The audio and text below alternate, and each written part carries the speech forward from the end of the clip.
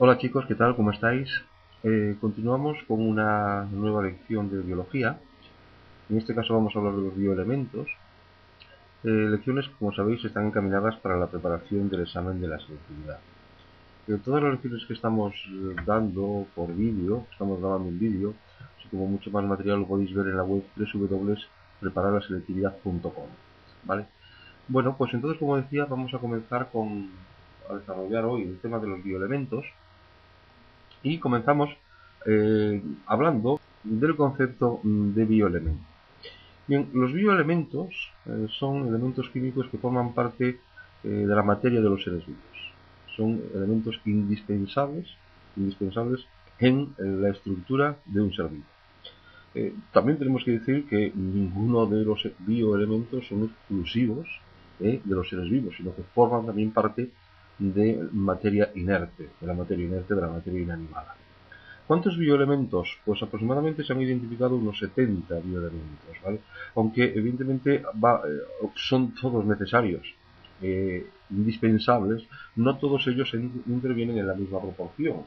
De que en función de la abundancia, en función de la riqueza en la que se encuentren en los seres vivos, vamos a hablar de bioelementos primarios, hablaremos de bioelementos secundarios o hablaremos de oligoelementos.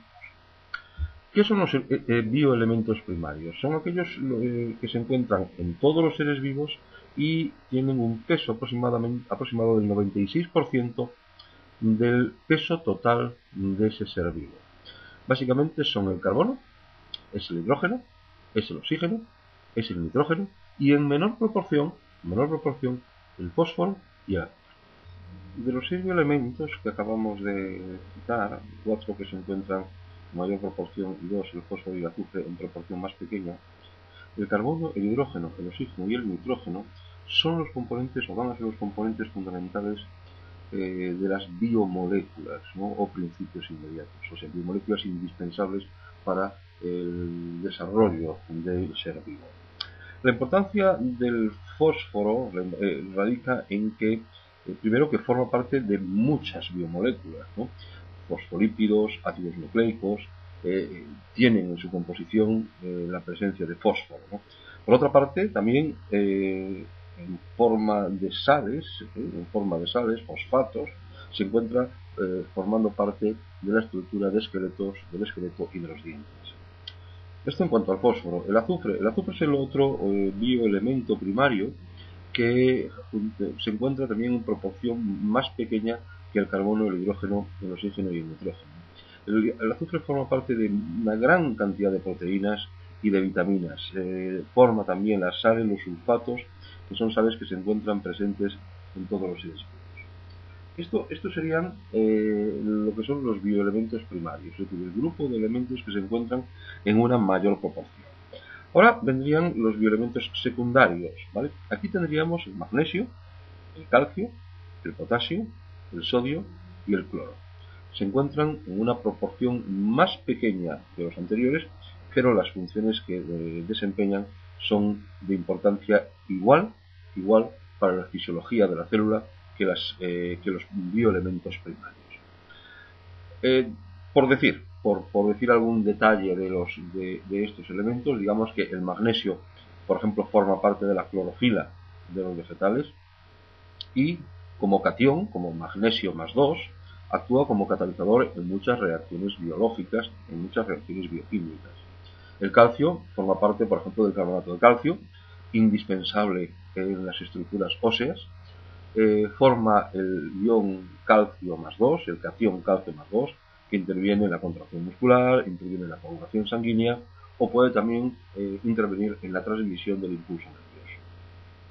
Y por último, los 3 bioelementos secundarios que faltan de este grupo, es decir, el potasio, el sodio y el cloro, en la forma iónica, es decir, catión potasio más, catión sodio más, anión cloro menos, son o van a intervenir en mantener el grado de salinidad en los líquidos biológicos e intervienen también en procesos fisiológicos como puede ser la transmisión del impulso nervioso.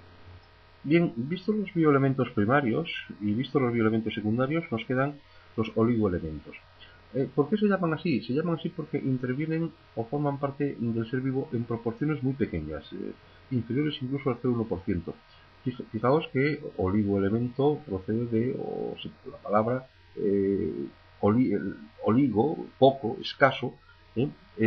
Sin embargo, no dejan de ser importantes para el desarrollo del ser vivo, y la ausencia de estos evidentemente va o puede provocar trastornos, enfermedades de tipo carencial, e incluso pueden llegar a producir la muerte, ¿de acuerdo?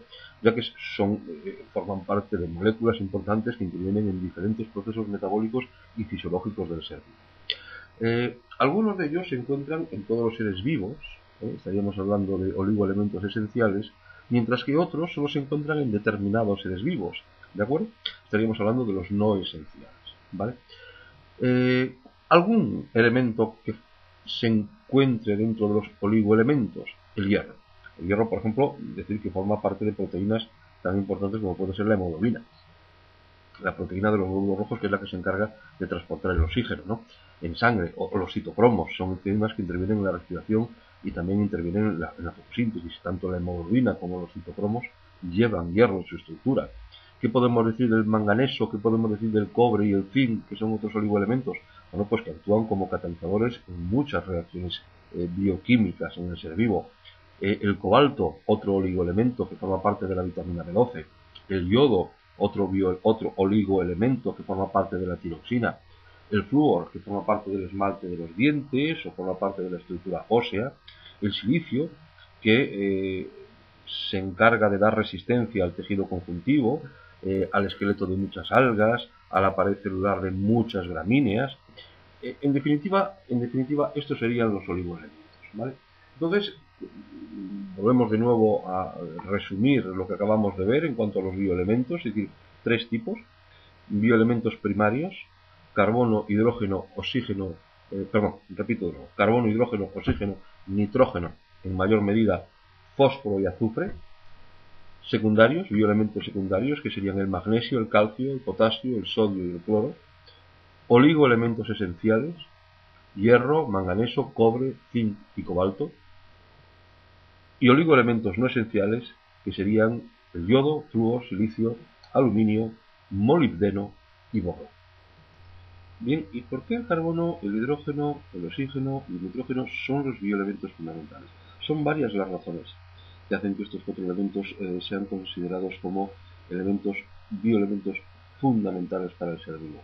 Bien, el primero, que abundan en las capas más externas de la Tierra, y los seres vivos pueden obtenerlos fácilmente. Se encuentran en la litosfera, se encuentran en la atmósfera, se encuentran en la hidrosfera.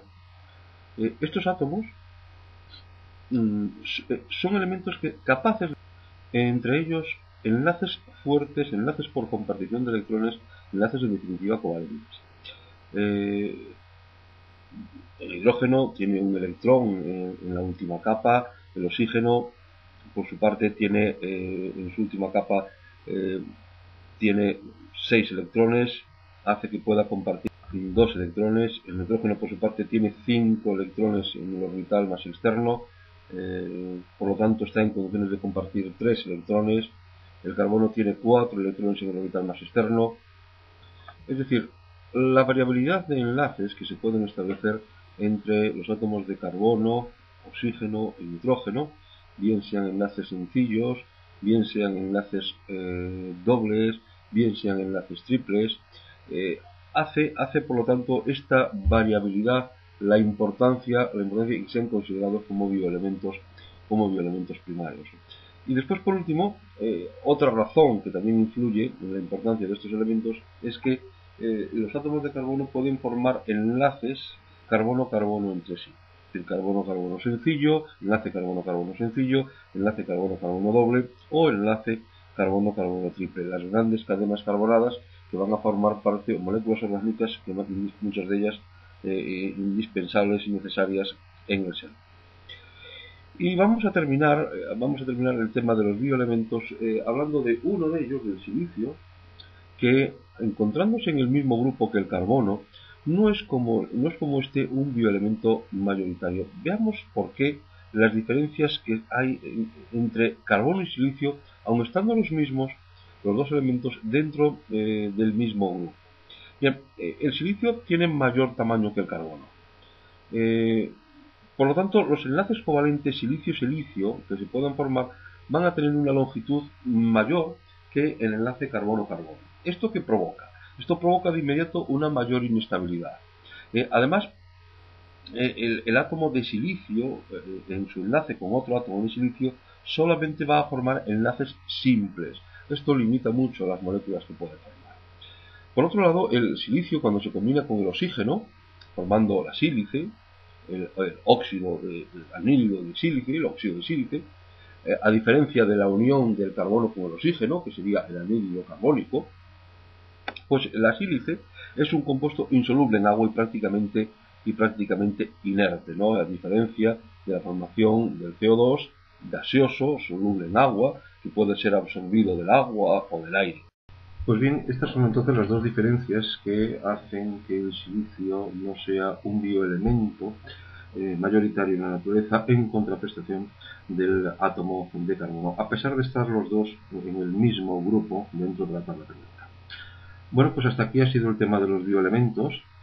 Esperamos que, o espero que os ayude a entender un poquito más esta parte de la biología. Y recordad que tenéis muchos más vídeos y muchos más contenidos en la web www.prepararlaselectividad.com.